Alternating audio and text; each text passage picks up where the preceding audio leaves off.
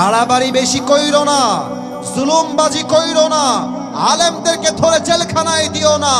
18 কোটি মানুষ গাছের গোড়া একটা ঝাঁকুনি দিবে, মামুর বাড়ি দিল্লি গিয়ে তোমরা পড়বা, দিল্লি গিয়ে পড়েছে।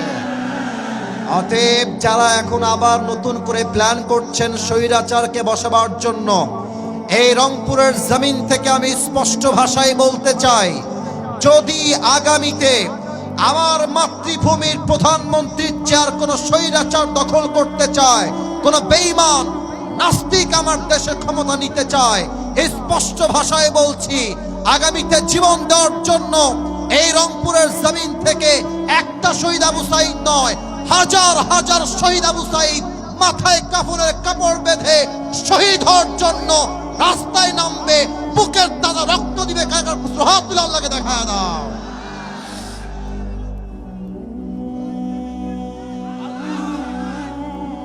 আল্লাহ তাআলা এই স্লোগানকে কবুল করুন, সকলে পড়ুন আমিন।